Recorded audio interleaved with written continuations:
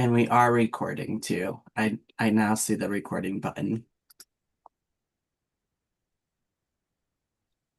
Hello, everybody. Welcome to Advisory Neighborhood Commission 2G's monthly meeting. The day is Thursday, February 12th at 6:30 p.m. and I would like to officially call this meeting to order. Uh, We will not have Secretary Shea with us tonight. So in lieu of Secretary Shea, I'm going to ask Vice Chair Garrett to do the roll call and confirm we have a quorum to conduct business for this evening. Commissioner Garrett is present. Commissioner Padro, Present. Commissioner Shea is absent. Commissioner Riccardi, Present. Commissioner Barry, Present. Commissioner Nigro, Present. Chair McCarty. I think we do have a quorum with only one absent. Thank you so much. And with that, we'll move on to our approval of the agenda. So I'm going to go ahead and show that. Here's the agenda. So for our consent agenda, we have the approval of this agenda as a whole. We have the approval of the January meeting minutes. I know there was an update from Commissioner Padro that has been updated as well in this linked agenda. And Treasurer Nigro also sent over the treasurer's report. So that is linked here as well.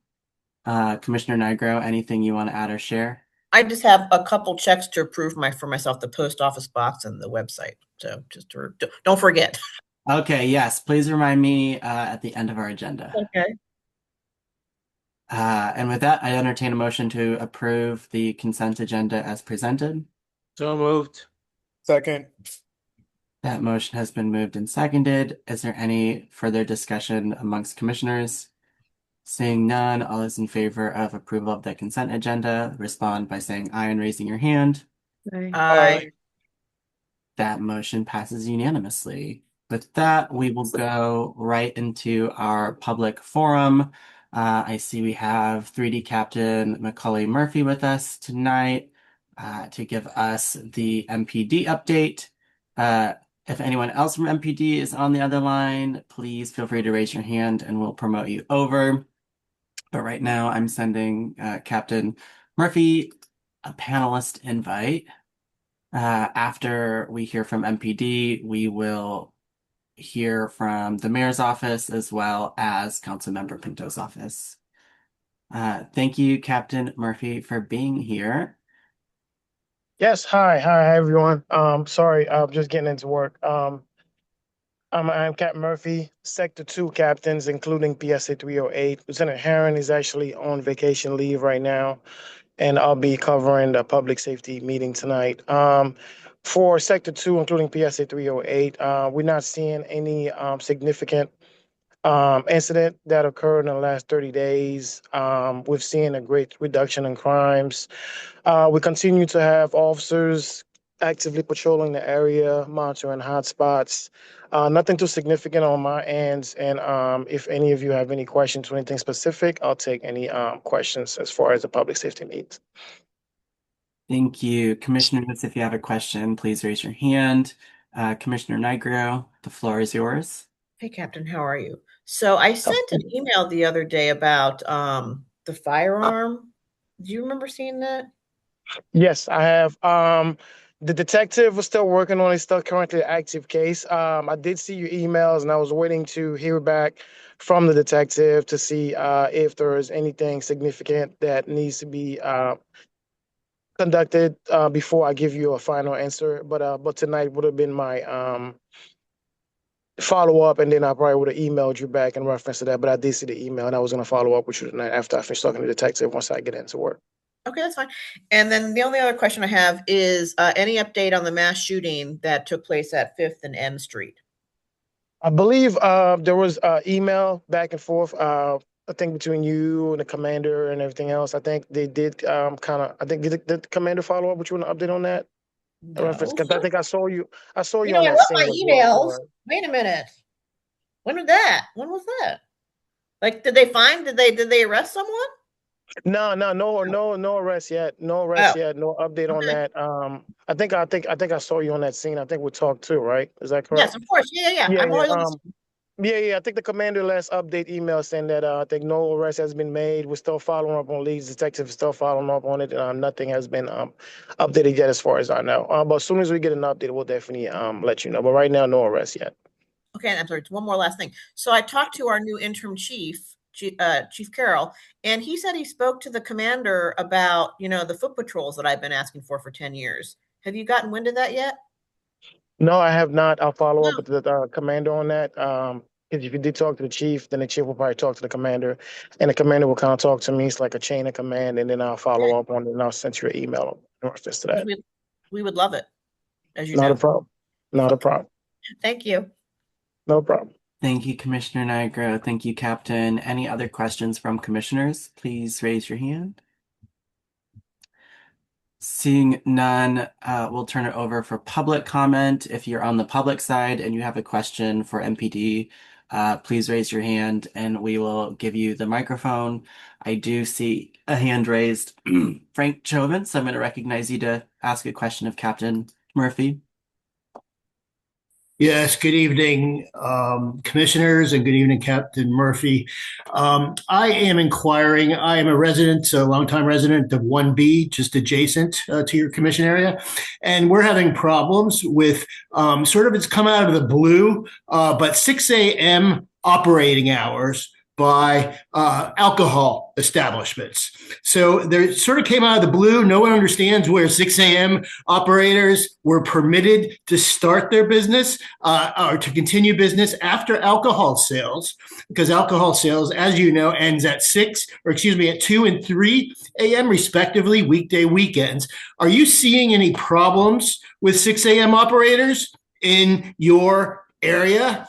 And could you give me any specifics on that? Not so much in 308 area. And then, Frank, I do see you sometimes. You do pop up to nightlife meetings, either on Friday and Saturdays.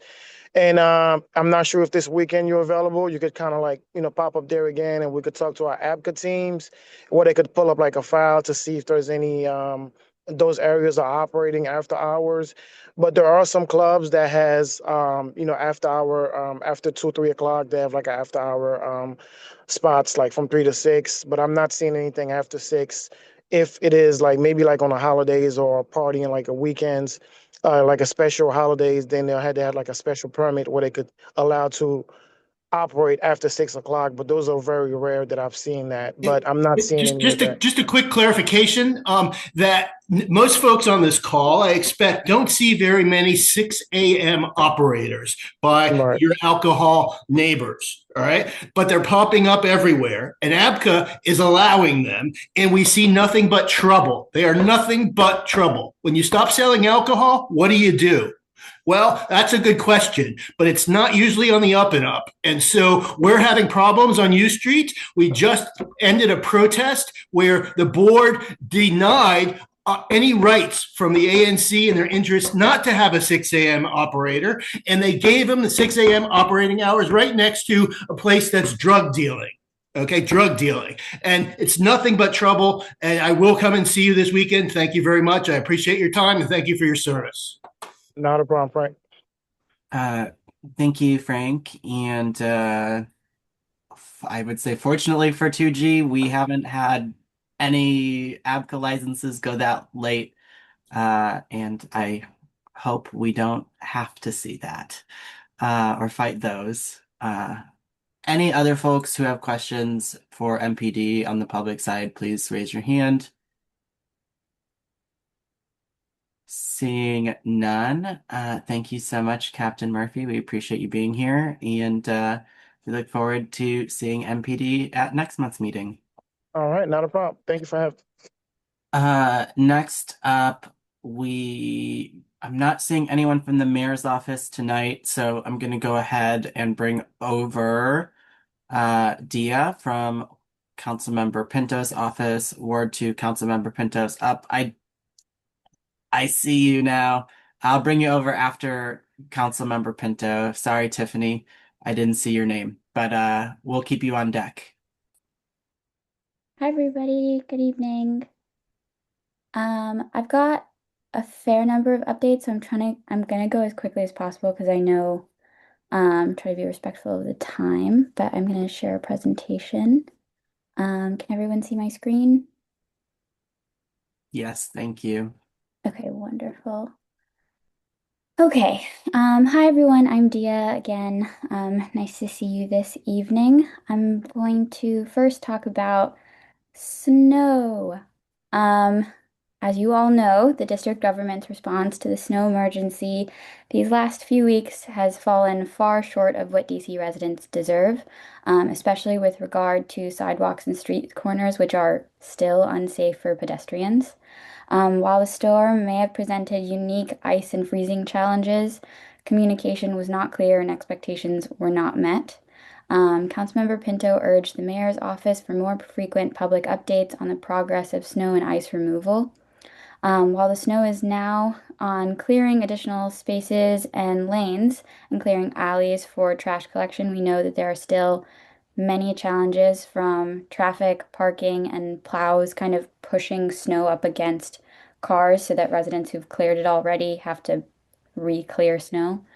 As a reminder, sidewalks are the responsibility of the adjacent property owner. Unshoveled areas should be reported to 311, and seniors and people with medical needs can request a volunteer snow hero via 311 or through Serve DC. We know that the response to clearing sidewalks has been incredibly lacking, and there needs to be a better solution going forward.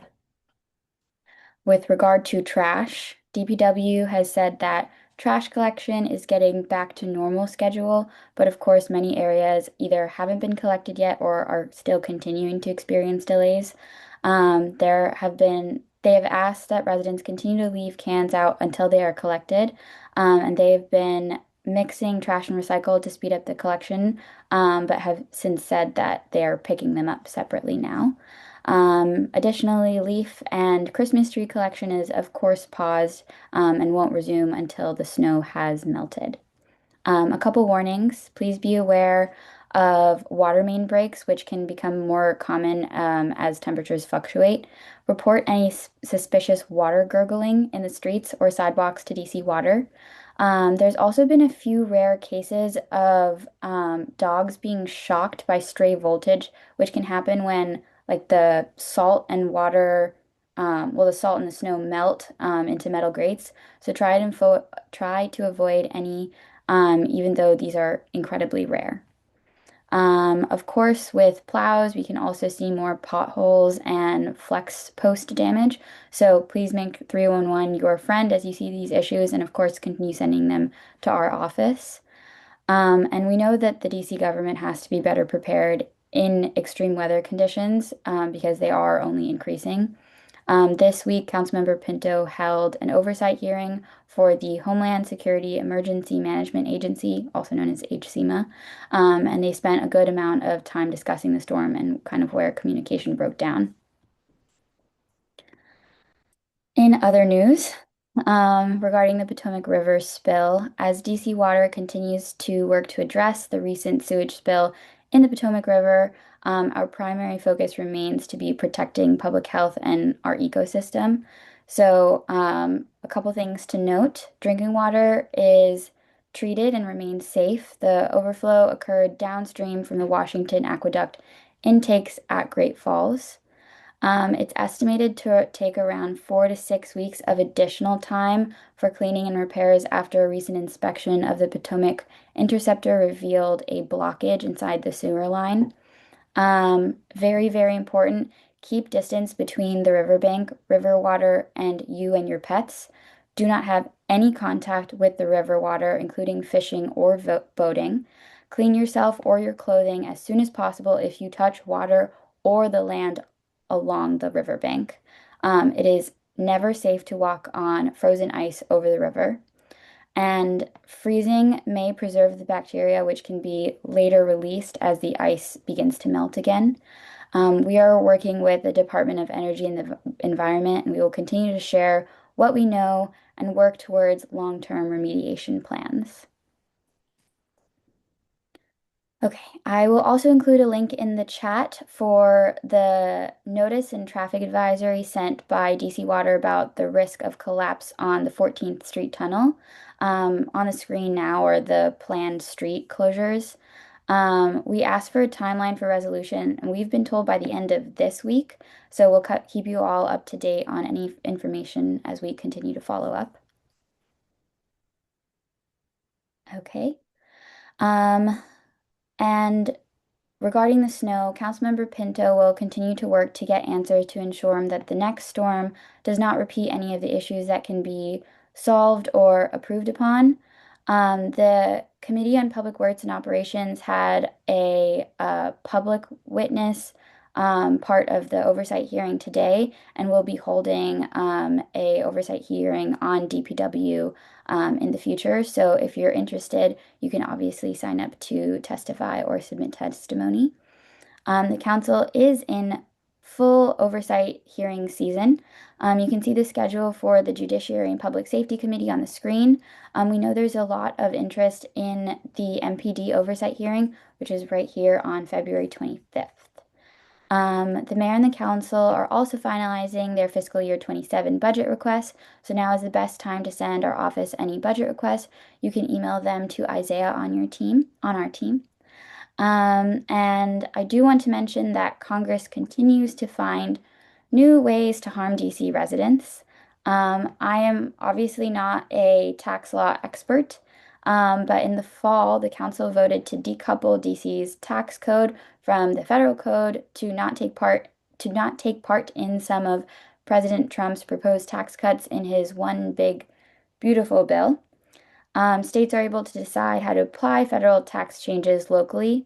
Last week, the House approved a resolution to disapprove DC's legislation. It was a completely partisan vote with Republicans supporting and all Democrats opposing. The vote then passed the Senate today, but now there is question about whether the vote occurred too late. There's a difference in opinion that's come up before on how to count the 30 days between. And lastly, if you want to meet with our constituent services staff this month and don't want to come to the Wilson building, today we were at Spot of Tea for some time, and I got to talk with some constituents. And next week on Thursday the 19th from 8:30 to 12, we will be at Coffee Republic near 13th and G. Happy to take any questions now. Thank you, Dia. If there are any questions from commissioners, please raise your hand. Public questions will be after commissioners. Commissioner Nigro. Hey, how are you? So you asked like what I guess she's thinking about how to make things better with like the snow shoveling and all that. And I'm pro that law, but many of the council members really don't say anything. They kind of keep their mouths shut. I don't know. Either you're pro it and you talk about it or whatever, but the fines need to be higher especially for the residents. So I cannot tell you how many of my own constituents complain to me about their neighbors. Well, there's nothing I can do about it. So, and then it needs to be enforced. So the problem is the fines aren't high enough, and then there's no enforcement. So what's the use? And then they stop the enforcement. So it was a joke. It was a joke. Yeah. Right now, there is no enforcement for residents, which is. Yeah, so why are my constituents complaining to me? The law needs to. Why do we have a law then? So what is she going to say about that? That's my question. I think is she going to remain quiet and go, oh, because it's a law. I think we're trying to figure out the best way forward in what are we figuring out? It's the law. The mayor said that she's not yet enforcing the $20 fine for residents. I understand that it's been very frustrating. My commute to work is very difficult to do as well. But something needs to change, and we're certainly looking at different options on how to make it better for the next storm. Well, wait a minute, whether you make it a higher fine or not, you just have to enforce it. It's the law. I don't know what this discussion is about. Anyway, my next point is that about the whole snow, it didn't seem they were using 21st century technology. We're like stuck in 1985 here in the neighborhood behind me.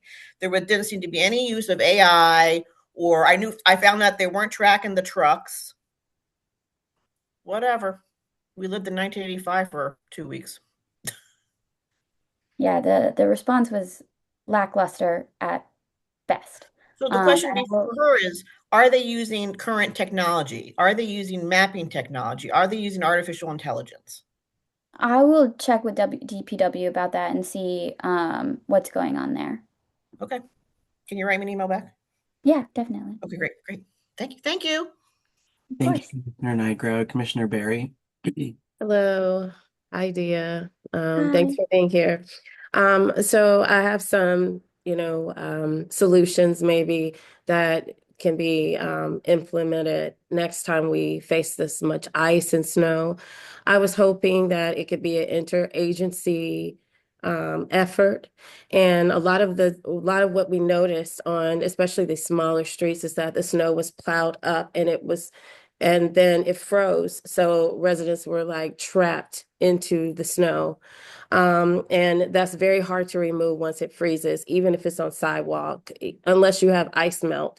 And even still, you have to let that sit for a while before you go back to dig again. So I think the fine, and I can't speak for the mayor or for anyone in the city who did not enforce the fee, but I mean the fine, but after it froze, it made it hard to remove, even for the city. The city didn't know how to handle that. So I was wondering if there could be some type of agreement that if we ever run into that again, we could possibly move the excess ice and snow onto empty fields and things that are unused because it created a huge barrier for people who with disabilities, for families, for older residents to just basically walk and get through. Even at bus stops, I saw people standing in the street. It was just very unsafe for people with wheelchairs and walkers. And I just thought the city could have did a much better job. It seems like Councilmember Pinto also agrees.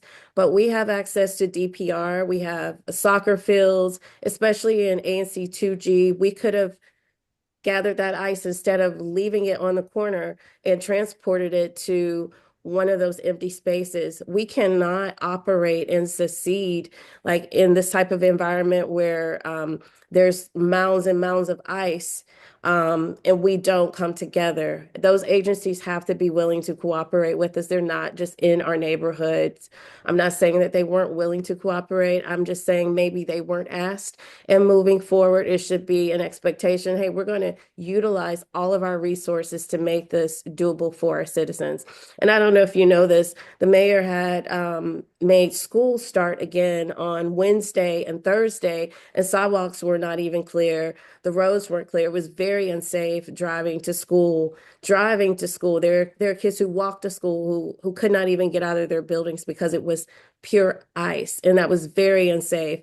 I appreciate, and I don't know if the council member had anything to do with this, but the mayor, or I'm sorry, DCPS sent out a letter and said that if your children did not go to school on that Thursday, I'm sorry, on two of the days that they required kids to go to school, that they would excuse it. Even if they did go to school, it was fine, but if they didn't go, then it's excused. And I appreciate that type of, you know, thought of consideration of the people who could not make it to school in those circumstances. So I applaud leadership, whoever had a hand in that, in making that possible for parents. As a mother of three, really appreciate that. I know other parents certainly appreciate that.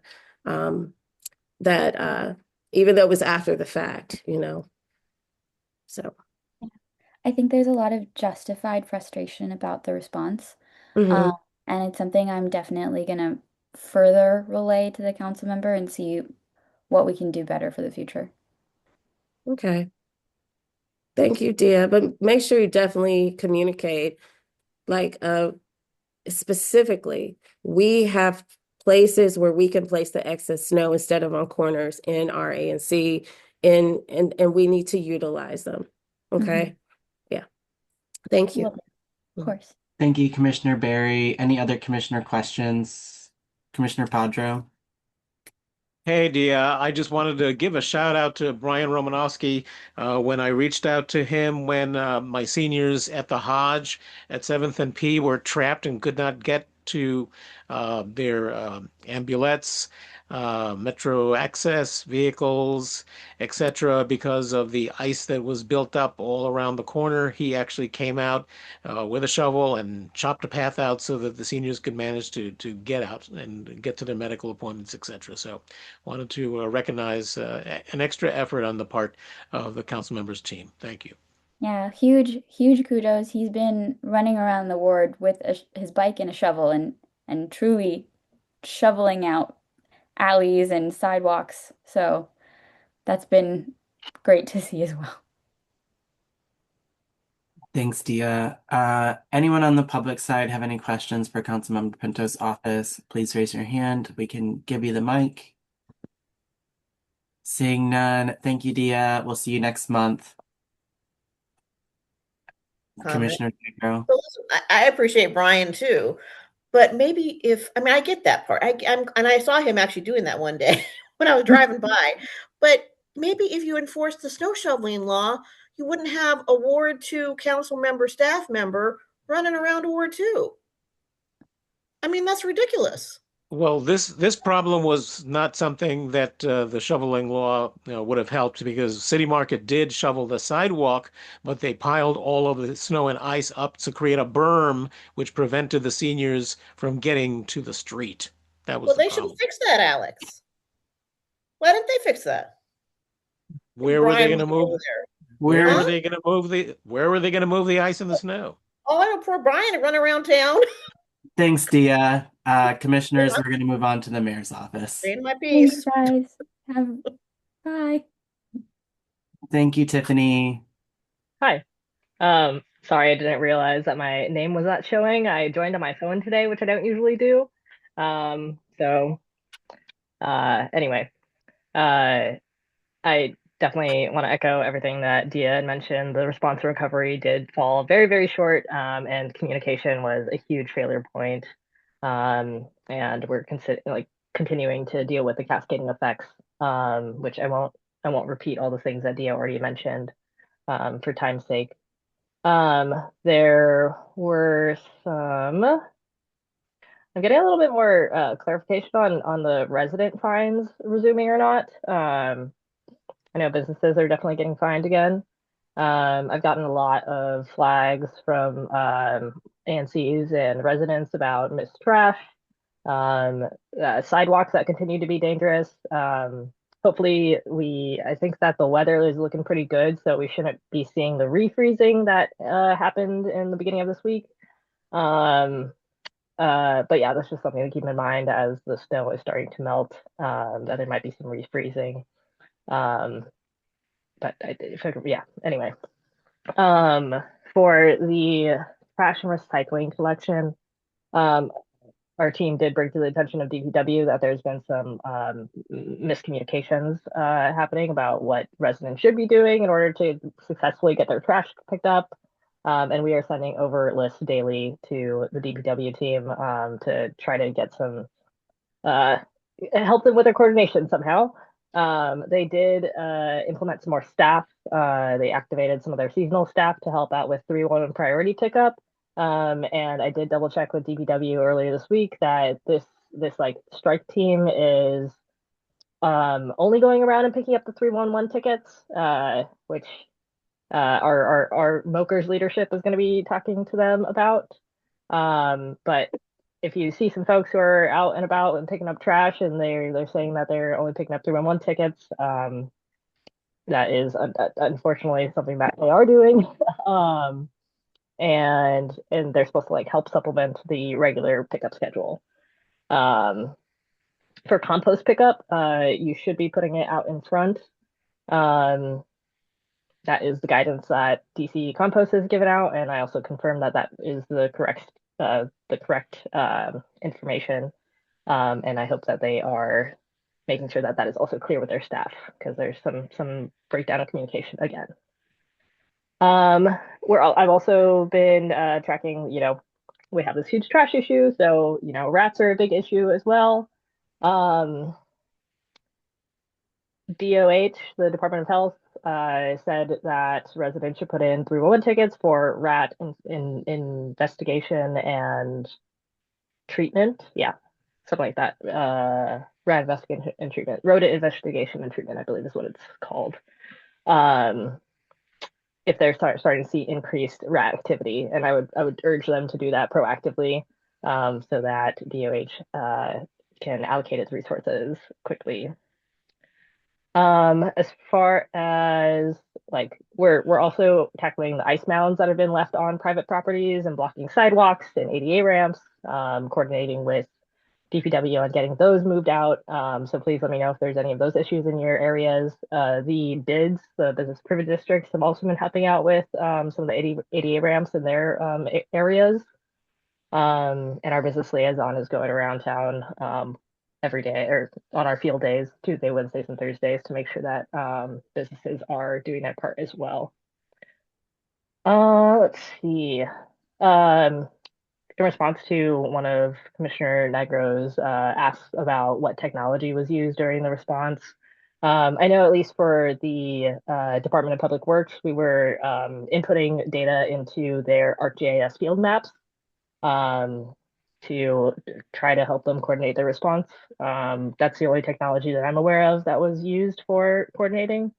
And then in response to Commissioner Barry, um, I can't remember if it was you who I talked to during all the snow stuff. It might have been you, but I did.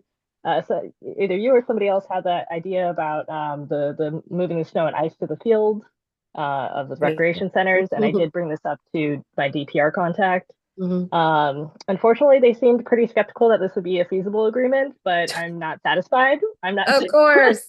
So I'm gonna Of course bring they this up. did. Yeah, I'm gonna bring this up again. I already I already chatted with my director about making at least like our team doing an internal after action meeting to discuss all the things that could have been going well, and I've been keeping a list or could have gone better.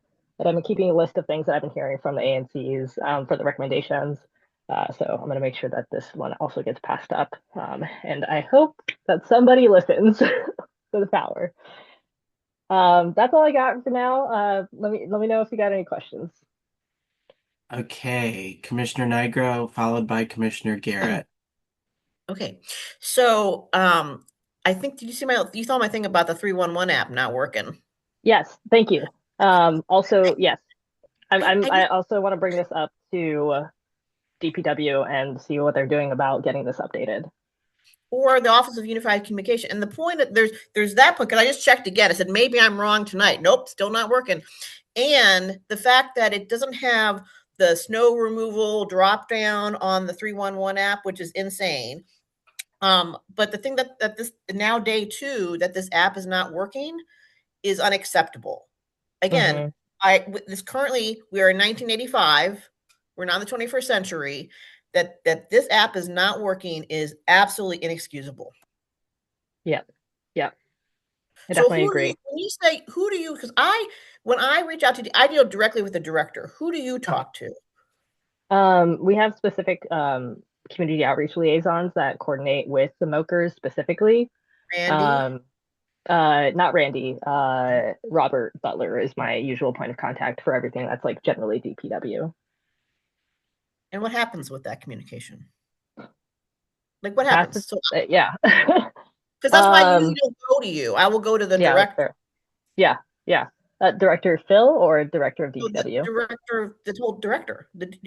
Director of DPW. That's who I deal with directly. So my question is, and I think you've answered it, is that if you go to your liaison, it just kind of disappears. I hope it's not disappearing. That's like, what am I doing with my job? So how do you know how do you know that the loop has been closed with something that you submit?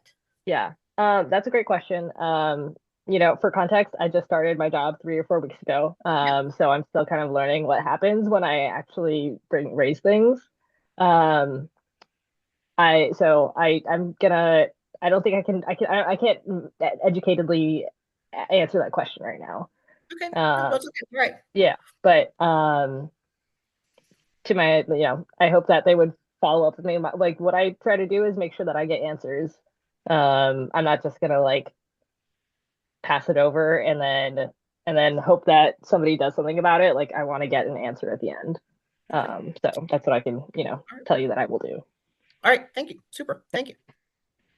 Commissioner Garrett, followed by Commissioner Padra. Just one quick thing, or something to look into, regarding the pest abatement. Hmm. One thing that DOB does that I think needs to be investigated, if you put in a ticket for rat abatement and say it rains the next day when they're supposed to do treatment, they close the ticket and tell you to resubmit a ticket. And I think that needs to be changed where the ticket remains open until the abatement is completed. We should not put more work on the resident to have to resubmit a ticket because of the weather that is out of their control. I agree with that. It's just very nuanced. I mean, because I put in tickets all the time because of what happens around my apartment complex, and I've got told that several times, and I think it's very frustrating that we have to do extra work. And the ticket should never be closed to begin with.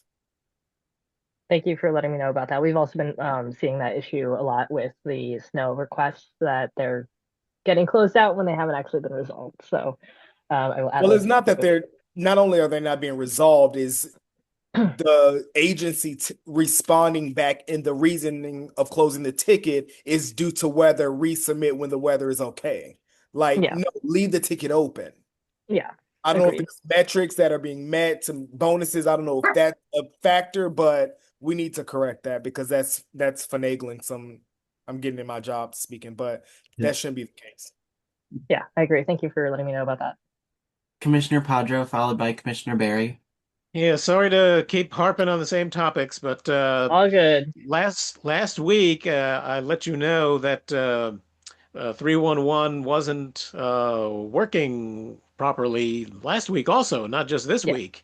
yeah, And I know. so when my partner tried to put in, another request related to the trash and recycling, it was saying that the address was not available, and it was the only address available was the Wilson Building. So, well, that's a Yeah, problem. So, yeah. were you able to figure out what was going on there?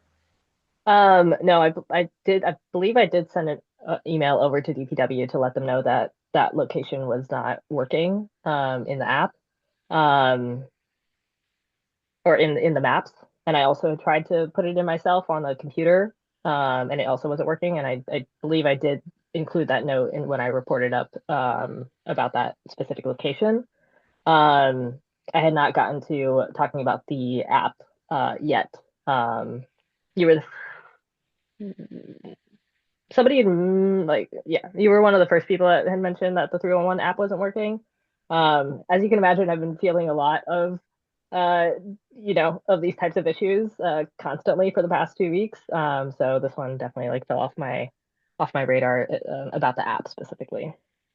Yeah, I think that all told, when a basic platform like that that's supposed to be for all city services isn't working, we've got a big problem.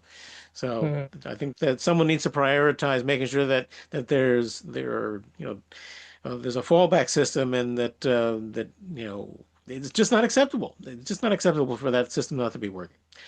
Yeah, We also related to Commissioner Barry's suggestion about trying to move, ice and snow.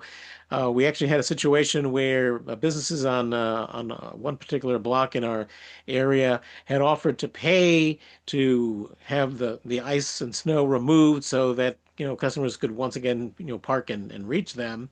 And so I had reached out to Andrew, the business liaison, hoping that he could get permission to get stuff dumped down at RFK, since obviously that was happening down at RFK.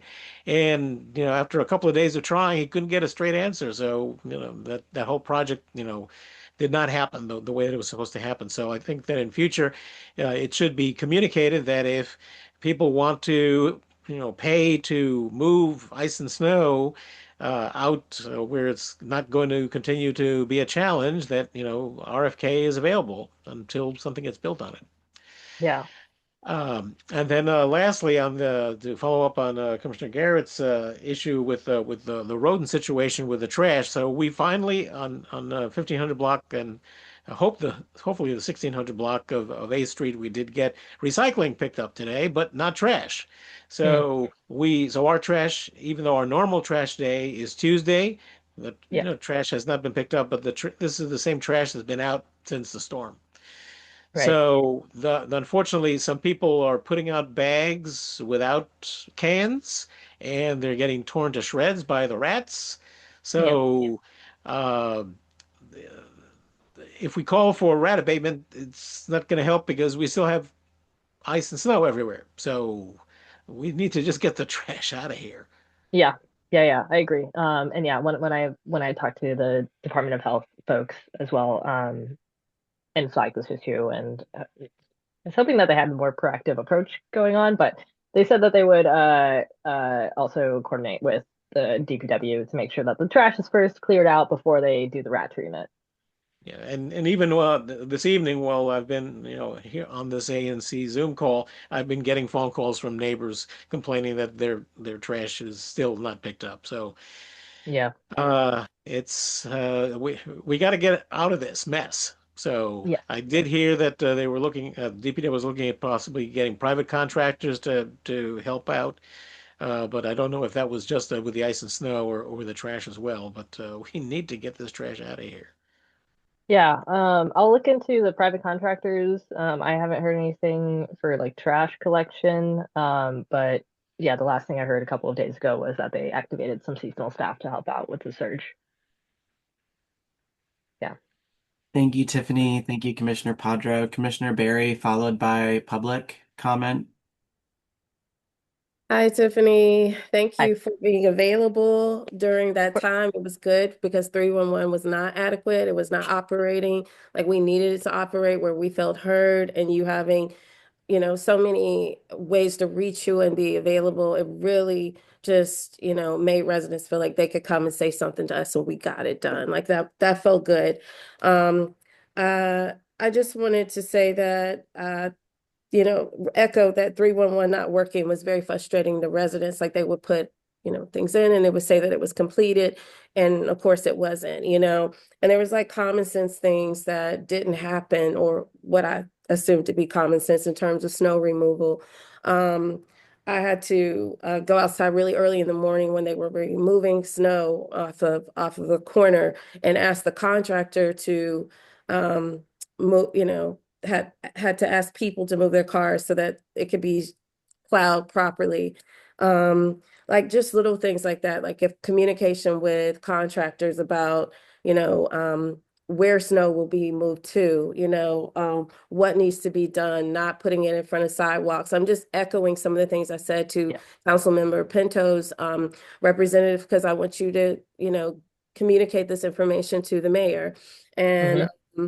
also, I know DPR, I knew DPR was not going to like the suggestion that we use their empty field. However, they are in this community, and they are part of DC, and we need to be able to utilize our resources. It's for everyone. It's not just for their own usage. It is for the community. And again, I'm echoing a frustration of the community that they have their buildings and their fields, and it's just for their events. And that is not what I thought community rec centers were for, or purpose for. So I do have a Hmm. problem with that. So I hope the mayor hears me. I hope she hears Commissioner Padro about RFK, anywhere that we could go to utilize, green space that is not being used and can't be used for weeks after the snow we could use to store excess ice and snow. The other Yeah. thing was uh, also to thank the mayor and DCPS or Ozzy or whoever made the decision about, not punishing families who decided to not send their kids to school on those 2 days when the snow removal had not even been done on the streets. Like residents couldn't even depend on the city to clear the street, but students were forced to walk on ice to school, or parents Yeah. felt that way. And especially in a city where truancy is heavily enforced. I don't think you Hmm. can enforce truancy when you haven't made means to get kids to school in a safe manner. That was very frustrating.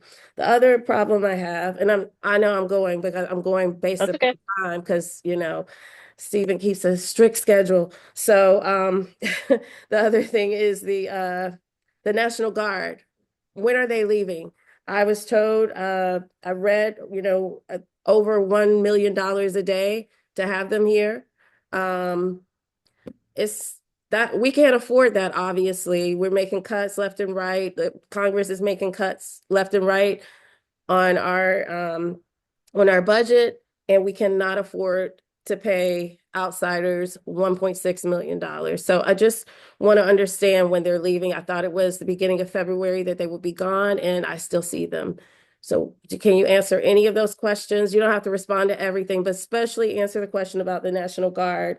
And please communicate my information about using DPR in the future. Okay.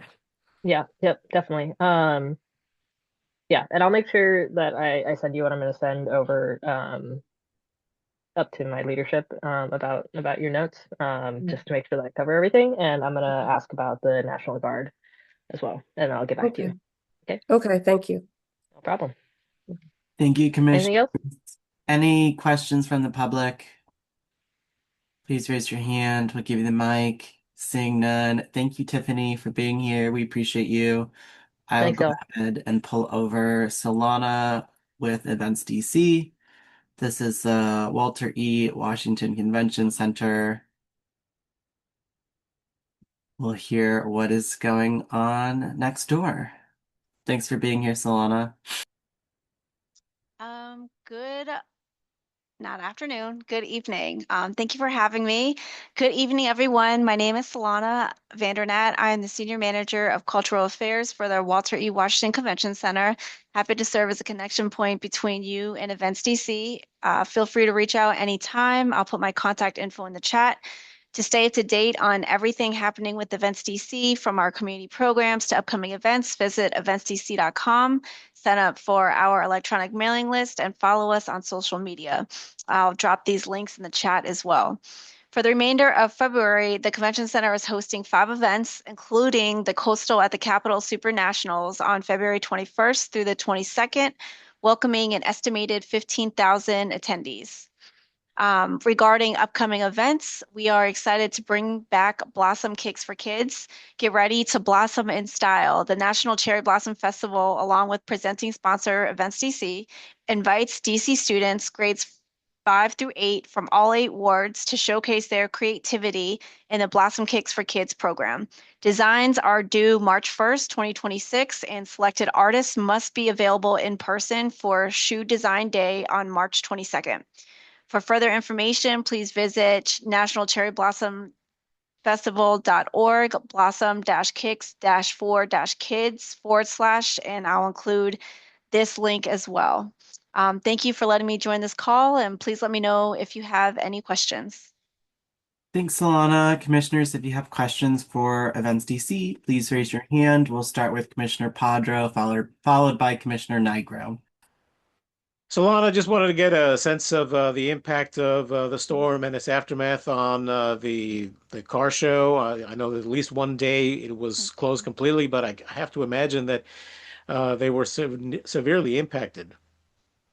Yeah, I mean, as you know, last month when I reported out, we were expecting an estimated number of people of it was like 100,000 attendees, and just unfortunately, the weather was not on, the auto show's side this year. So, but we were grateful that people were still able to come. The mayor had a presser there. She was very engaged. OCFTME was there as well. They had partnered with a specific car to really showcase an artist painting the car, and the mayor was participating in that as well too. So I think they tried their best to make up for the loss of attendance by creating more press releases and more awareness for the auto show. But as we know, this storm was this was historic as far as the amount of not just snow, but also the 4 inches of ice. So I think as everybody can here agree that we try to put safety first, and I'm sure that's what the auto show's goal was too, is to keep, the safety aspect of it first and foremost. So what was the attendance? I can find out. I'm not exactly sure. So let me send you that follow-up via an email. Thanks. You're welcome. Thanks, Commissioner Padro. Commissioner Nigro. Hey, are the volleyball, is that this weekend? The Volleyball? volleyball Did I miss that? is no, hold on. Let me give you the exact dates. 1 second. It's the 12th and yes. So the Capitol Hill Volleyball Classic, that estimated attendance is 8,000, and Okay. that will be Saturday, Sunday, and Monday. And all 3 days, those times are 7 a.m. to 5 p.m. And whatever happened, did you guys get the information from DDOT about that turning left? Yeah, I sent that to Right. our team that was working specifically, and I'll follow up back with them again. But thank you for sending us that specific information, and then I sent a summary to the team as well to let them know exactly about how supportive you guys were, and advocating to ensure that Events DC was first and foremost aware, and that information was brought to the table.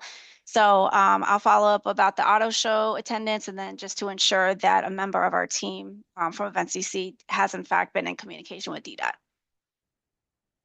Thank you, Solana. Thank you, Commissioner Nigro. Commissioner Barry.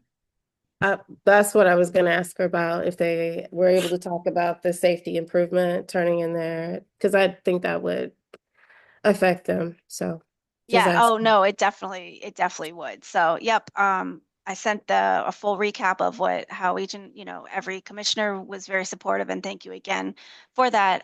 So I have my homework for tonight, and I'll be in touch.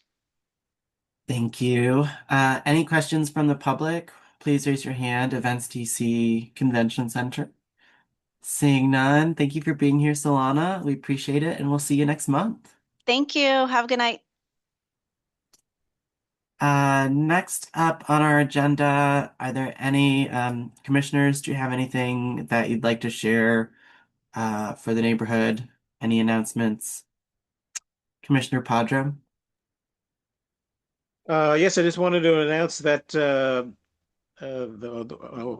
I'm going to be partnering with the National Park Service again to offer the Walking with Woodson Black History Month tour coming up on Saturday the 21st, 10:30 a.m. It's going to be starting from the McLeod Bethune House on Vermont Avenue. And there will be a Woodson reenactor that will be participating as part of the tour, and I'll also be providing some historical insights. So if you're looking for a free Black History Month event to check out, no reservations are necessary, and hopefully the weather will be good. So again, Saturday the 21st, 10:30 a.m., starting at the Mary McLeod Bethune Council House on Vermont Avenue. Thanks. Thank you, Commissioner Padro. Uh, I think Lead Free DC reached out and said they wanted to provide a quick update on their programming. If you're here with Lead Free DC and you wanted to give a brief update on your program, please raise your hand. We'll give you a couple minutes. Not seeing anybody. Okay. Are there any members of the public that have a quick announcement for the good of the commission? Seeing none, we will continue on with our business portion of the agenda. First up is Jenica Cafe. This is a new Class C tavern license at 1400 9th Street Northwest. And Commissioner Padro has also already worked on a settlement agreement. If you are here with Jenica Cafe, please raise your hand and we will give you the microphone so you can share a little bit about your business. And Commissioner Padra, if there's anything you'd like to add since this is in your SMD, please. Sure, there does appear to be a hand raised, so hopefully that is representative.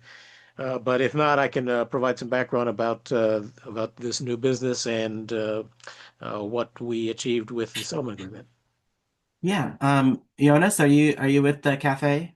Yes. You hear me? Yes, we can. Hello. Hi, yes. My name. Good evening, commissioners. My name is Jeanette Tebabu. Here is with me. The manager is Jonas, and then really to introduce the cafe, which is the new business will opening soon. Janika Cafe, 1400 9th Street Northwest. We are neighborhood gets connected, and then will benefit for community value, job creation, and then economic intensive to the District of Columbia. And we are excited to be part of neighborhood, the community, and have designed space to be accessible and engaging for all residents. We are fully committed to bring good neighbors, to be good neighbors. And then I look forward to get feedback and support as bring this new vibrant space to the area. So Jonas, if he add another, go ahead. Thank you so much. So we are coming to the DC district, Chow area, 1400 9th Street. So what to expect? So the World Coffee Legacy is coming. It's coming. So we will have some refreshments, breakfast and bites, tavern and APCA. And the vital aspect, why we open this cafe is, to create a networking and community values, including an economic incentive to the District of Columbia. So we are here and we are processing our ABCA license. So our law firm, the Veritas firm, is here to represent us for any question in connection with the ABCA license application. Thank you. Thank you. Commissioner Padro, anything you want to share about the settlement agreement that you Sure. So, worked on? so their hours of operation are going to be 7 a.m. to 11 p.m. So this is not a late night operation. There is no entertainment endorsement. There is no summer garden. So there's no negative or potential impacts from exterior seating for the establishment. They have agreed to build a wooden enclosure for their dumpster because they do not have alley access. So trash is going to be handled from the O Street side of the property, but they also have agreed to ensure that there is a locked trash container so that rodents can be managed. And they also have agreed not to have their trash picked up before 9 a.m. or after 9 p.m., trash and recyclables. So, in addition to all the traditional provisions.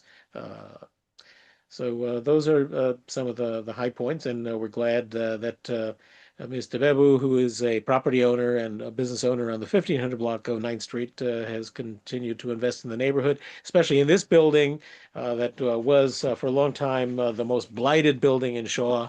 For several decades, it had stopped operating as a Chinese restaurant. So there were interior collapses that had happened there. Now that building has been completely renovated by U Street Holdings and now has commercial as well as residential tenants. So at the appropriate time, if there's no comments from their law firm, I'll be happy to make a motion. Thank you. Commissioners, any questions for the applicant, the law firm, or about the settlement agreement? Applicant, law firm, do you all have anything you'd like to add before Commissioner Padre makes a motion? Uh, Okay, Commissioner Padro, the floor is yours. I move that ANC2G support both permanent and stipulated licenses for GMG Cafe LLC, trading as Janika Cafe at 1400 9th Street Northwest, and that we also approve the settlement agreement and submit it to ABCA along with the letter of support. Do I have a second? Seconded by Commissioner Barry. Any further discussion by commissioners? Seeing none, all those in favor signify by saying aye, raising your hand. Aye. That motion passes unanimously. Thank you, Team Jenica Cafe. We look forward to your opening. Thank you so much. Thank you. We'll see you soon. Next up on our business agenda, we are moving into Commissioner Nigro's territory. I'm going to tee you up on two 501 New York Avenue issues. And you're no stranger to this, so take us through this, Commissioner Nigro. You know, I love it. The jail at 501 New York Avenue. And that's just as we were going to have the Department of General Services here, and then they declined, right? Did they say why they They declined? rescheduled. They didn't say why, but they will join us at our March meeting now. So there's two motions tonight. One is for the Public Space Committee, which we are, of course, against their application. And I was hoping they were going to come tonight because they could have defended themselves. And then the second has to do with an appeal to the BZA because the Department of Buildings did not enforce the BZA's order. So that's it. That's two. And so let me tell you what's going on with the Public Space Committee, and Commissioner McCarty, chime in because you're kind of part of this.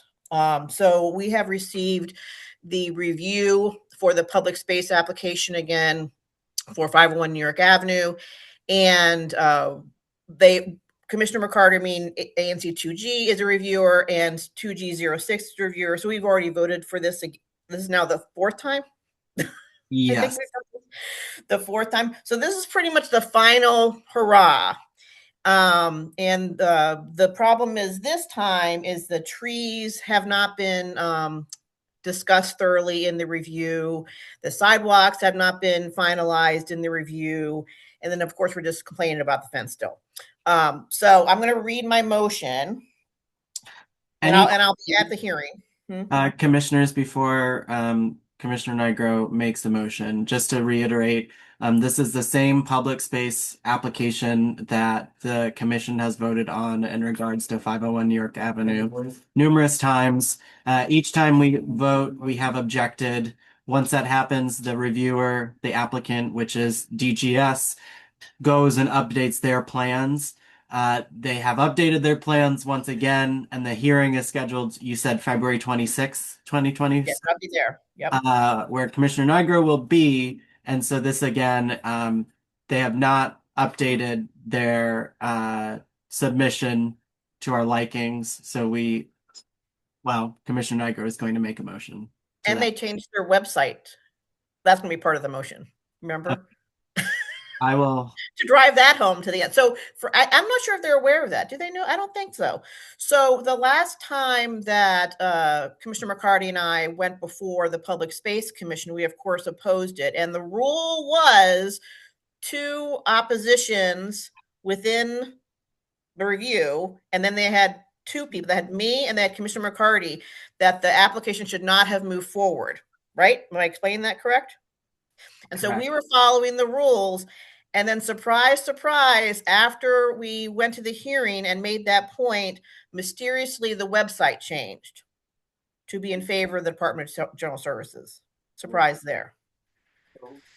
So it's kind of sad, and I have proof because I actually took a screenshot of the rule prior.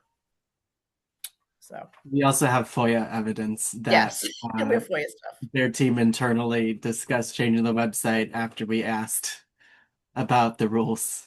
Yep. So if by now, and I'm talking to the commissioners and to our audience, if by now you do not think this project has the agencies in the cahoots together, I don't know what to say at this point. So this is a very horrible thing. This project has been from the start. And frankly, it's disgusting to me, but here we are again. Okay. All right. So I'll make the motion. This is for Public Space Committee. It's a little long, but I'll send it to Karen too. Okay, I move that ANC 2G formally object to the advancement of the Public Space Committee application for 501 New York Avenue. Objection number 1, due to admission of required tree plan. The applicant failed to include the proposed trees in the former National Park Service parcel at 5th and L Street in the submitted plans. These trees were explicitly discussed at the prior meeting, and the applicant was instructed to add them. Their omission prevents reviewers and the public from evaluating the full public space impacts and contradicts prior representations made to the community. Number 2 objection. due to sidewalk accessibility and ADA compliance. Sidewalks along New York Avenue, L Street, 5th Street, and 6th Street must maintain a minimum 4-foot accessible pedestrian route to comply with ADA requirements. The PSC has repeatedly required that other New York Avenue developments widen their sidewalks where existing conditions fail to meet current standards. Based on the submitted plans, the New York Avenue frontage does not appear to provide the required 4-foot accessible route. Objection number 3, due to the high fence height and public right-of-way impacts. Even with the HPRB approval, the perimeter fence should not exceed 42 inches in height. The Department of Corrections have repeatedly stated that there are no safety concerns that should justify this height. A higher, more imposing fence would further constrict the public right-of-way and degrade pedestrian conditions. The PSC has historically been reluctant to approve security fences that dominate or encroach upon public space. The proposed fence contradicts that precedent. Objection number 4, parking plan deficiencies. The revised parking plan does not accommodate the number of vehicles required for the central subblock operations.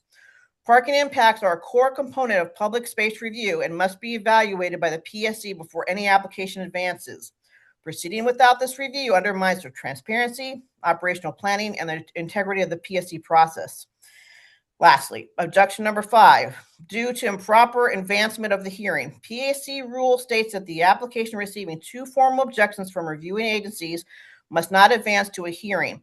Both ANC 2G and Single Member District 2G06 submitted formal objections. Despite this, the application was advanced, contrary to the PSC's own procedural safeguards.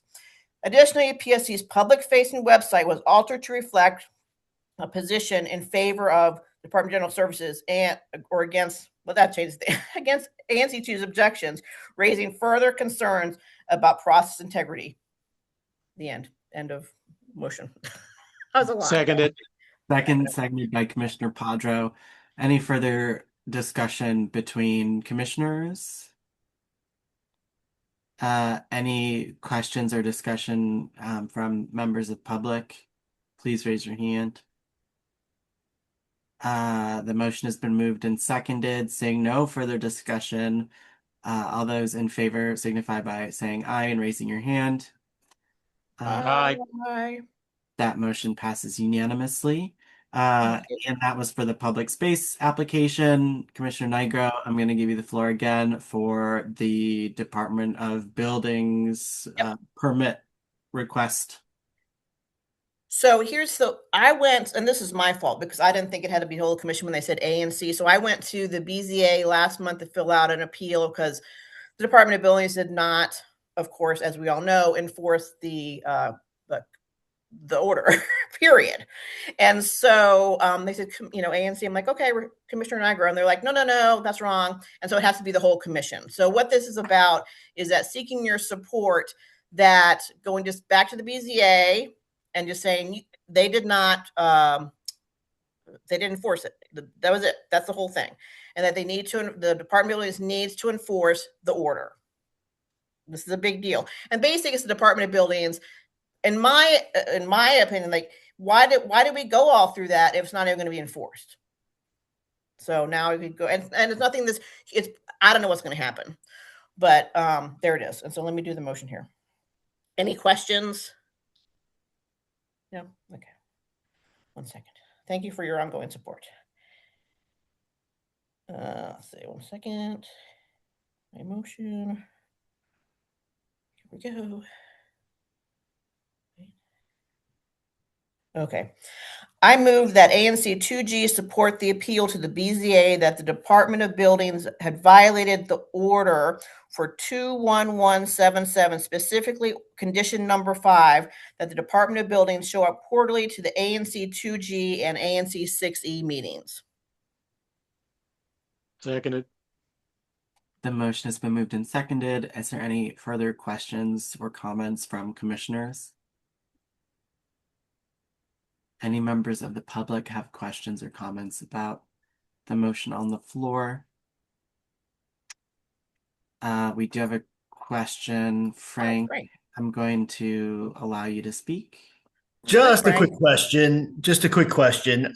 As we see, agencies aren't that responsive to ANCs. You're ignored, disregarded. You're not given great weight because you didn't ask properly, or you don't have all your free time to follow up and ask for the great weight again and again and again. But I just have a question, and think that ANCs just generally, maybe you guys do, but the ANC I'm involved in doesn't do enough oversight because the council doesn't do enough oversight, and every agency is in need of deep oversight. And the services we get are pathetic and just not up to $22 billion budget. So I'm just asking, what is it you guys could do for better oversight here? Just beside getting a monthly update or a quarterly update from an agency of your choice here before you, BZA or the GSA. What could you do for more oversight to bring real understanding of the matter and have hardcore questions answered and truth given on all the frustration that you're carrying here, Commissioner Nigro? Just a quick question on that. So you're asking what more I could do? What more the commission could do for better oversight and to get real answers and to bring people before you, and to give the commission better oversight authority, which you don't do enough. You might do, but my commission does it. And I would say posture that most commissions don't do enough good oversight and get real truth and feedback from these agencies that can be a little unethical at a minimum and not be responsive or answer truthfully to our needs. This is a little, but I hear what you're saying, Frank, but this involves basically the entire government. So this is the government that was caught in something. And I'll just say it, and overall, we as a commission and myself, we have done an exceptional job. We have done more than most. And so we have delayed this project way over a year by now. And so the fact that we are actually still in the game, we still have a fight in this, is amazing. And when they see me coming, like at the what was that thing? The HPRB hearing. So we participate in everything, and then I'm the face, right? And so it was me, and the Department of Buildings literally had 8 people. So when they see me coming, they know I mean business. So it's kind of like, I think we've actually done an exceptional job. Don't you agree, commissioners? Yeah, I would agree. Thank you so much for the question, Frank. I know that is a source of frustration for many commissioners and residents alike throughout the district. I'm very proud of this commission. We have lawyered up as needed many times. We've been not only judicious in our oversight, but litigious when necessary. We do. I'm very proud. We do a lot more than most commissions. So we show up. We show up. And yeah. the fact that we're still responding to this particular issue, most commissions and most people would have given up a long time ago, and we have not. And the fact that we can keep it going, and we have actually postponed hearings many times at this point, and the entire project, we have postponed this entire project for a significant amount of time. Well, And good we're not job. saying, yeah. Thank you. And thank you for your diligence and your good work, all of you. Appreciate it. And especially you, Commissioner Knight. Thank you.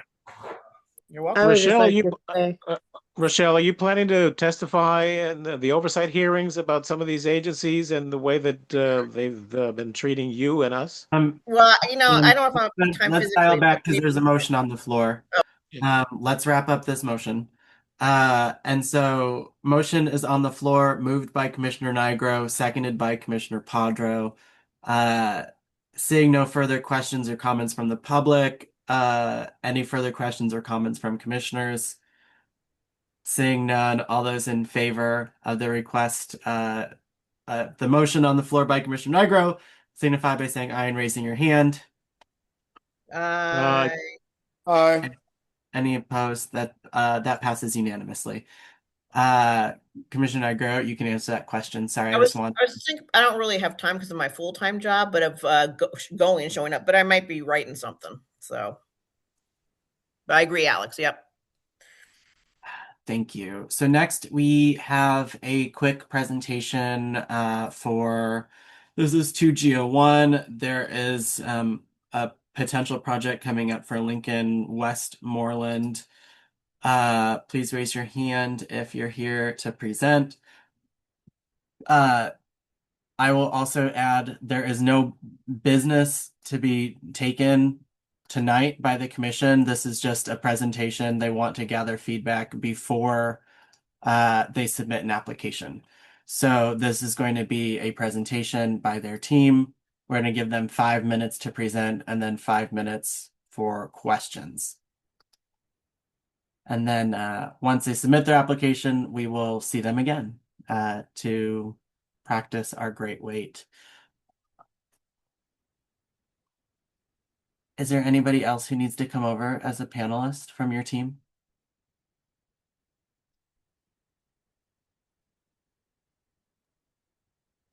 Hi, good evening. I think Alfredo's joined. Can you guys hear me okay? Yes. Okay. And it sounds like Don Warner as well. So good evening, commissioners and community. My name is Nadim van der Vliert. Can you all see my screen? Yes, we can. Okay, great. My name is Nadim van der Vliert. I'm a director at Key Urban. With me, I have Alfredo Isurieta, project associate, and Don Warner, who's the principal at Key Urban. So we are the owner representatives for Lincoln Westmoreland Housing, which has been in this community for nearly 60 years, providing affordable housing and services for the residents of Shaw, and beyond that, the rest of the city. We're a nonprofit. We have about 1,000 units in development and development in the pipeline, and this is an additional project that we're very eager to move forward with. So just Key Urban again is just the owner's representative. Lincoln Westmoreland is run by a volunteer board and does not have any staff, so we are their development staff. So everything really goes through us. And we engage in mission-driven projects, real estate projects, mostly affordable housing, child development centers. We work also with many city agencies, including the public library. Lincoln Westmoreland, here are some of its partners. We are spearheaded by our excellent management team at CT Group, and Lincoln Westmoreland also supports several other local partners that provide services to both its residents and the community at large. Now, we came to your zoning committee just over a year ago. We acquired 801 to 811 R Street Northwest in about summer of 2024, excuse me. And it was a TOPA project, so Tenant Opportunity Purchase Act. The residents assigned their rights to Lincoln Westmoreland Housing as a partner to be able to acquire the buildings and with a vision for a long-term redevelopment plan, which would essentially provide for temporary relocation and sponsored relocation and enable all the residents to come back to the units with additional new affordable housing units, 100% affordable housing units added to this site. Our concept was around 200 to 230 units, which is sort of a moderate density, and being sensitive also to the surrounding areas. So this is our tentative timeline. Now we are coming before you. We have submitted our NOI for the rezoning. We're coming before you anticipating the reason we paused for about a year is there was no funding from the Department of Housing and Community Development, obviously because of the budget challenges and affordable housing challenges across the city. But we anticipate, and we cannot be sure of this, but that there will be an announcement for a notice of availability for funding this summer, spring, summer. We're not sure, but we want to be prepared for that. So we want to go ahead and proceed with the rezoning effort to enable us to our design to match the density that we need so that we can submit our application to the Department of Housing and Community Development. And all of that would happen this summer. So in anticipation of that, we have submitted our NOI for the rezoning. Obviously, this is our site just catty corner from the Shaw Metro Station, the southern Shaw Metro Station entrance. Currently zoned RA2. And you'll notice there are some RA4 zones nearby, and then the arts mixed-use districts on 7th Street. Now, the FLUM, the future land use map in the comprehensive plan, anticipates medium density commercial and medium density residential for this site. And in collaboration with conversations with Office of Planning, as well as our zoning attorneys, it was recommended that we can proceed for rezoning to the MU10 zone, which would enable us to achieve sort of the density required, but also the flexibility to include retail space. We had not initially anticipated that, but there was some feedback that because it's the FLUM considered this also medium density commercial, that there's a possibility to add by right retail spaces. So our concept hasn't changed from when we first presented to the zoning committee at ANC 2G. Although the MU10 zone allows for 4 to 6 FAR, if you'll notice the right column, our proposal is at the kind of bottom edge of that. We're proposing around 4.2 FAR. And being sensitive, especially to the neighbors across the street on 9th Street, our design initially planned for stepping down on 9th Street. But in order to achieve sort of openness of space and having this horseshoe-shaped building with a 90-foot height on 8th Street, and then stepping down on 9th Street, the hope is that, this is sort of how we hope to achieve that kind of sensitivity to the neighborhood and the context. A lot of the units I mentioned earlier will be family size. That was a request from the residents. So that's what we need extra density for, to enable families to be able to stay in place and thrive with all the children in their area. So just a couple of views. This is on the 8th Street side. And then we have sort of a courtyard, excuse me, a courtyard that engages the 9th Street side, very open. Again, very, very conceptual. The feedback we also received at the last zoning committee meeting for ANC 2G was maintaining the landscaped areas on 8th Street. So we ensured that there were plenty of trees and plenty of landscaped areas along 8th Street to maintain that sort of tree-lined character. I hope I didn't go over time, but we're happy to take any questions. Thank you, commissioners. If you have any questions, please raise your hand. We'll start with Commissioner Barry, followed by Commissioner Padro. Hi, thank you for this presentation. I have some questions, and just to also give you some feedback from when we've had other buildings trying to change their classifications to MU10. It's very important that you do neighborhood outreach and you talk to the constituents, and you not just send blind letters and consider that your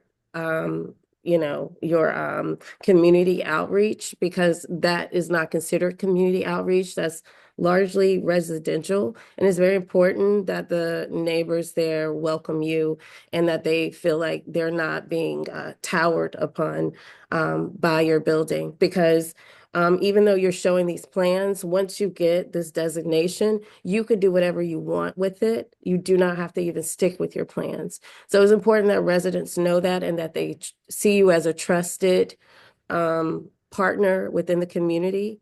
Because, I mean, I understand that you're a nonprofit, but this is still, housing, and there are people there that currently live there. So I ask that you really do your due diligence and that you genuinely go out in the community and get community feedback, because other partners and people who have come into this community have not always done that, and they have not been genuine, and they've received the support of the commission at times because you have come to these meetings and done a presentation for us as commissioners, but you need to speak to the people who are directly affected and not just do the bare minimum work. But outside of that, I think it's a beautiful building. I just really want to stress to you that our residents, our constituents, they care about where they live. They like where they live, and having a building tower over them is not something that a lot of them appreciate. So as long as you're doing what you're supposed to do to reach out to them, I think you'll be welcomed. Thank you. That's great my advice. feedback. Thank you, Yeah. Commissioner Garrett. Commissioner Barry, Commissioner Padro. So, thank you for having listened to our input in the previous round of outreach and added that green space on the 8th Street side. That's very important to the community. Uh, However, I'm still troubled by loss of green space along our street, and then there in your PowerPoint there are conflicting renderings or unclear lack of clarity on renderings as to exactly what's happening on 9th Street. If you go back one slide, yes, here you go. So it appears that there is green space on 9th Street, in the parking strip. But if you look at the following slide, then it doesn't appear to be there. So which is it? Is there 9th Street green space between the the building facade and the property line, or is there not? On the 9th Street side, is that the Yeah. question? Yeah, so this is it there's the courtyard which is for the residents. Again, it will be screened in such a way that will be visible to the street to have kind of eyes on the street and enable that kind of park light flow. Um, I don't see where it is not showing here. It's just No, sort of the buildings. if you go back to that previous slide. So This if one, you if sorry. Yeah. yeah, that one. So it appears that there is green space between the facade and the property line, the sidewalk. Yes. Yeah, the courtyard. No, not the courtyard. The property line and the site. Yes. That I think that may just have been just It's sort of the it's a very trees. it's I there's think street trees, but there's no additional landscaping on 9th Street. Okay, well, It's the I think that streetscape. that we need to press you to modify your designs to have the green space that is represented there, even if it's erroneously represented. The Office of Planning in the Convention Center Area Strategic Development Plan determined that that the Central Shaw area has the least amount of green space of any neighborhood in the center city. So it's while we appreciate you having restored green space on 8th Street, we need to see some green space.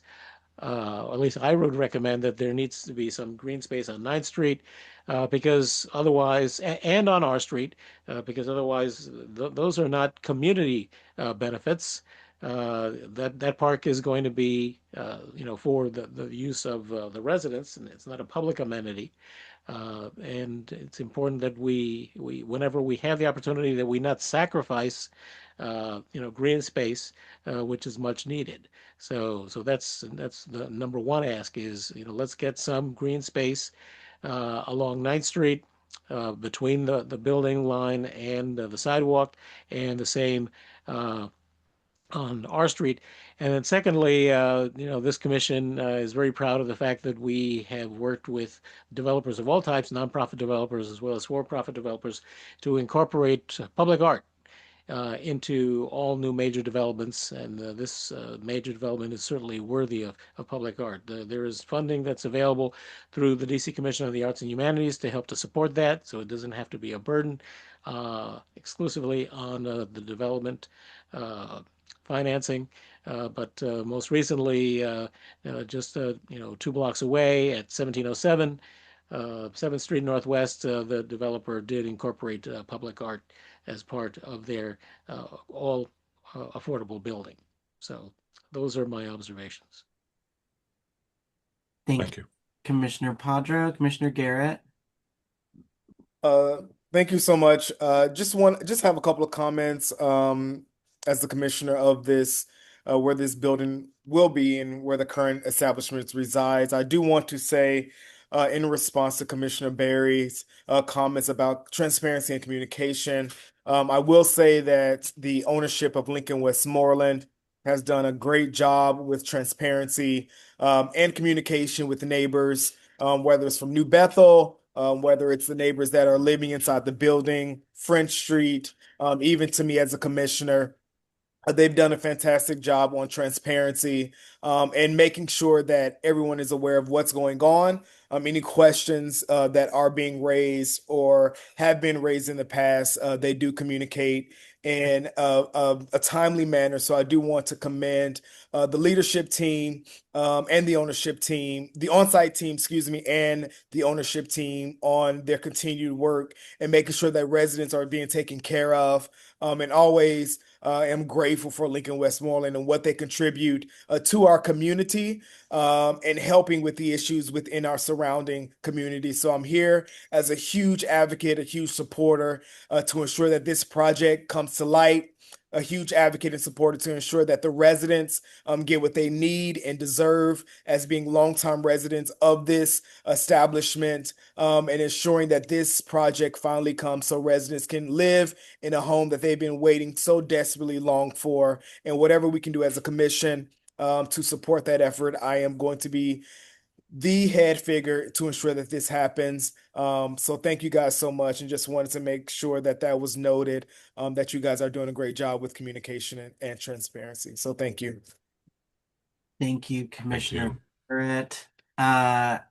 If you have a question on the public side, please raise your hand. We'll give you a second to talk. Frank, I'm going to allow you to speak. Yes, thank you, commissioners. And I'm sorry, the gentleman presenting tonight, are you, I believe I've spoken to you before, are you the architect team or the Lincoln Westmoreland team? We represent Lincoln Westmoreland. Okay, so you're representing, you're a consultant for Lincoln Westmoreland for the whole project? Yes, that's correct. Okay. And so I have some just sort of a few serious questions about the model here. I know that, I think we're learning that mixed income communities work better than silos of at risk and lower economic communities. That's sort of an understanding value as on our national level as they move to vouchers instead of as they raise, the Greens project to the project in Chicago, as they raise these old places of single income, lower income establishments. Can you answer a few questions for me? Lincoln Westmoreland, are you representing their views, or is this your intention to bring just a lower economic resident here? And why isn't it mixed use? And is the basis here low income housing tax credit? And is that where most of the fundings come from? Because I know sometimes it's difficult because that program is a little obstinate in making mixed use communities, which are what people really want and ask because of problems with segregation of lower income and not having neighbors that have middle class and upper class incomes. Can you answer that question for me? Sure. I can answer that. Yes. Let me answer that. Hey, Frank, so the current establishment is affordable housing. It's not mixed use, and the overall goal is to protect the affordable housing within this district. So that's why the rebuild is going to cater to the same residents that live in the building in hopes that they're able to move right back into the building. The ownership is paying for the residents to move out. They're paying for the residents also to move back in. So we want to ensure that residents aren't displaced, and we also want to protect the affordable housing that is in the community, which reflects the building staying the same as it is and not going to mixed use. Sure. So if I could, it's about ensuring residents are not being displaced in our neighborhood. Sure. This project went market rate about 5 or 8 years ago. There's market rate units there. So we're displacing market rate units. So let's be clear about that. Nobody's being displaced. What's that? Nobody's being displaced. Everyone is guaranteed. Everybody is guaranteed. So even the market rate units are guaranteed? Every tenant who is there now has a guaranteed home in the new development. So there is then mixed income here. And I'm That's sorry. correct. And there's a mix of incomes in the new structure as well, up to 80% of area median income, which, as you know, is more than $100,000 for a family. So we are representing a mixed income development here. And we are also devoted as an organization and as a company to preserving and creating affordable housing, and we proudly do that. Sure, but and just to be clear, Mid City has more than its share of affordable housing. I understand we're trying to be accessible to everybody, and we should. But living just a block away and for 20 years, just seeing what has transpired here and and police running in and chasing people. I know that's not. I'm not being disrespectful for what has transpired there, but not enough attention has been paid to the security of this building, and that has been under Lincoln Westmoreland. So I hope we don't have the same problems that we've had probably before you went market rate, but I just don't believe that Lincoln Westmoreland has properly secured the building and provided guards for the building and help for these people to make sure that it's not a place for drugs and firearms, which is debatable in its history, just passed. So thank you very much. Look forward to you working with the community. Oh, one last comment, and I'm sorry. There's a small area plan. It might be the convention plan, and potentially some folks on this call are aware of it. I think it's the convention small area plan. I don't think it's the Duke plan, but so anyway, convention small area plan says that 9th Street shall be activated, and I believe, Don, that you and I maybe have chatted on this, but I don't see 9th Street activation as called for in the small area plan. And so I come back to the table asking that again, that we get activation because we don't want a dead zone. And I'm not certain that a park just for its, for the residents is activating 9th Street. Maybe perhaps the retail will do that. And maybe that is an inducement to comply with the policy set in the small area plan. Thank you for further incorporating that concept and need there. Thank you. Okay. Well, thank you all so much for your presentation. As soon as those applications get in process, I know you'll be back with us and we'll be ready for some formal votes in the future. So thanks again for coming early and coming often. I know we appreciate that communication. Thank you. Thank you so much. Good evening. Good night. Last on the agenda is, sorry, I gotta move y'all from panelists. Last on the business agenda, although Commissioner Niagara, I know you said you've got a couple of finance things, is really just a quick request. This is on in ANC, SMD 2G04. I have had quite a few requests over the past couple months for more trash receptacles in the area. We've done this a couple of times previously, and I know folks have seen trash cans go missing.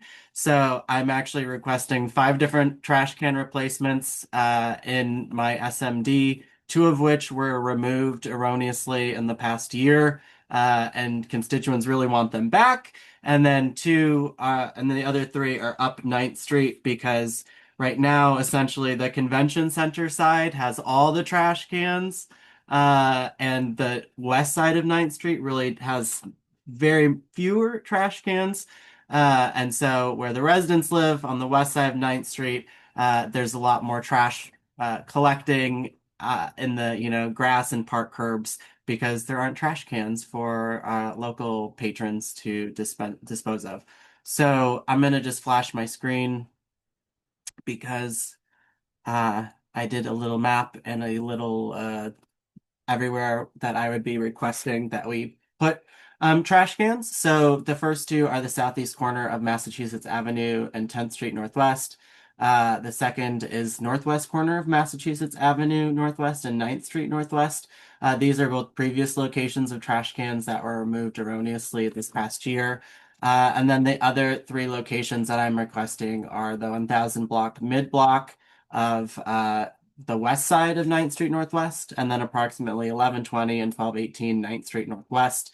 I mapped this out, and this would actually kind of mirror the placement of the trash bins along the convention center and be more equitable to the residents on the west side, who also have to deal with all the convention center traffic and patrons coming in from out of town.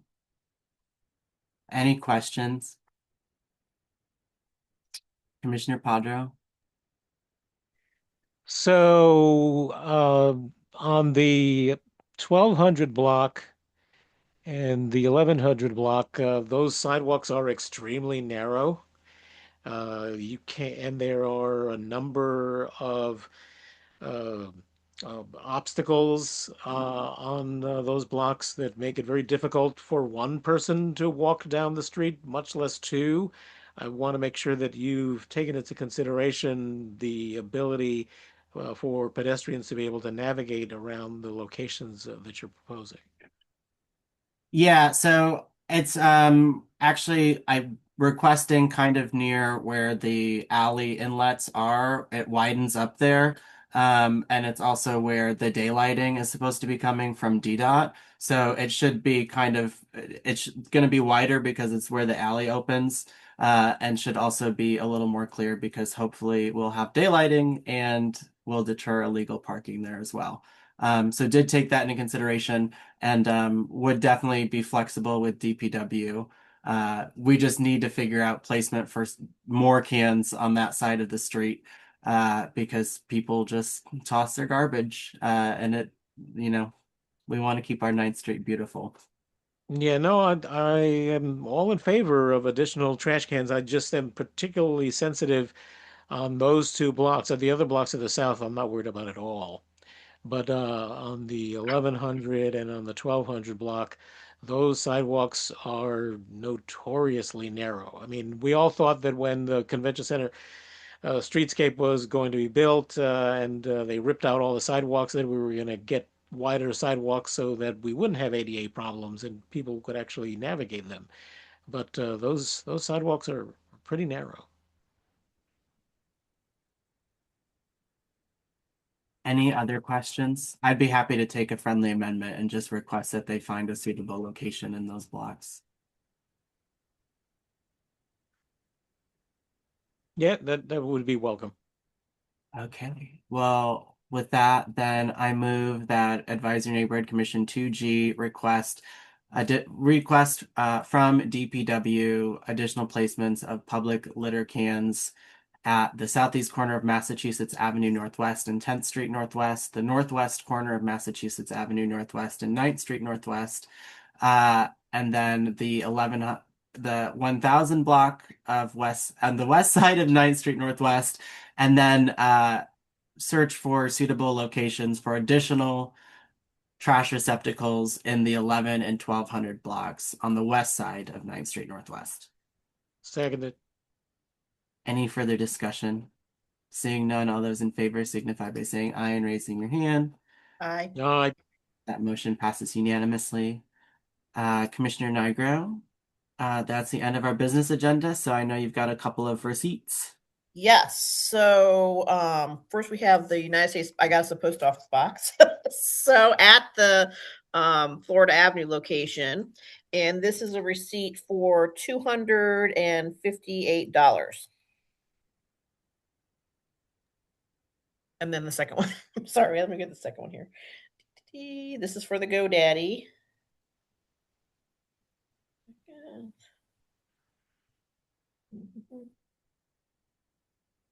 Okay, so the GoDaddy, this is for annually for our website, $72.36. Does anybody have a motion or support the reimbursement for, or Commissioner Nigro, are we reimbursing you? Are you asking for reimbursement or this is just approval of these expenses?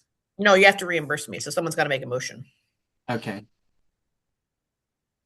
I move that Advisory Neighborhood Commission 2G reimburse Commissioner Nigro in the amount of $258 for the post office box. For the post office box, $258, And $72.36 for the GoDaddy. and $72.36 for the GoDaddy, For the webpage. for the website. Yep. Seconded. Any further discussion? Seeing none, all those in favor signify by saying aye and raising your hand. Aye. That passes unanimously. Commissioner Barry, you have your hand raised? Yes, I wanted to know if you could announce when the committee meetings are so that people who attend the meetings can possibly come because they might not make it to every public meeting, but hearing Yep. it may become different.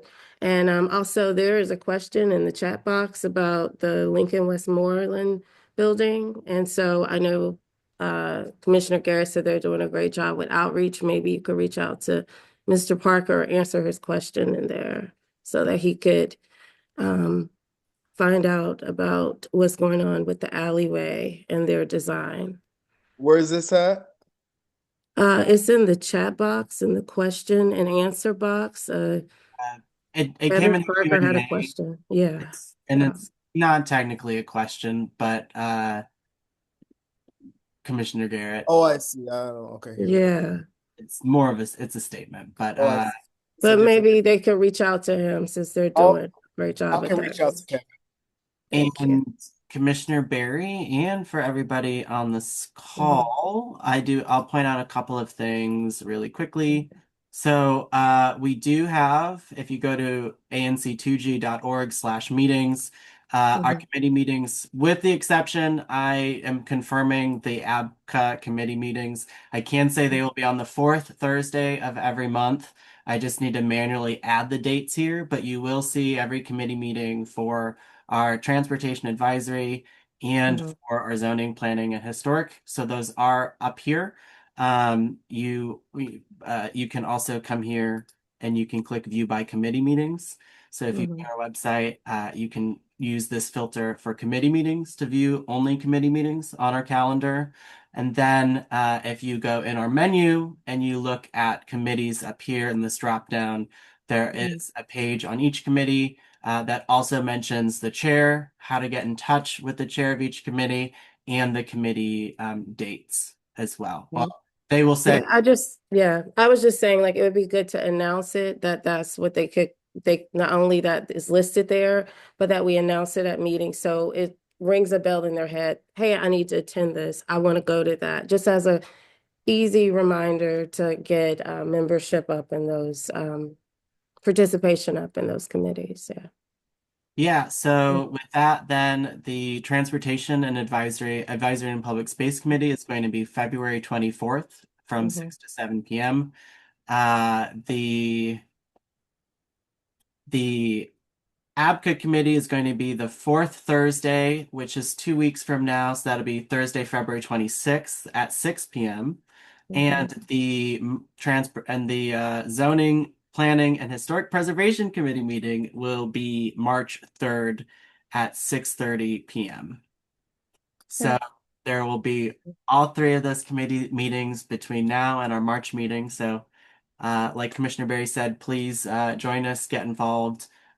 Those are kind of pre-meetings before most of these topics end up at a full commission meeting for a vote. So those are also opportunities for you to weigh in, for you to get engaged before business topics come to the commission. With that, I'll also just say for our information agenda, our next meeting is a month from today, Thursday, March 12th, 2026 at 6:30 p.m. And if there's nothing else for the commission, I would entertain a motion to adjourn our meeting at 8:18 p.m. on Thursday, February 12th. So moved. Second. Moved and seconded. Is there any further discussion? Seeing none, all those in favor signify by saying aye and raising your hand. Hi. Meeting adjourned. Thank you all so much. Appreciate it. You made it easy and we got out of here in a good time. So thank you all. Appreciate it. And we'll see Happy you. Valentine's Also, Day. happy birthday, Commissioner McCarty. Oh, Yay! Happy birthday. thank you. Yeah, it's my 30th, so I'm gonna go support my Blagden Alley businesses. All I see y'all around. right. Yay. All right, guys. Happy Valentine's Day to Bye. everyone. All right. Bye.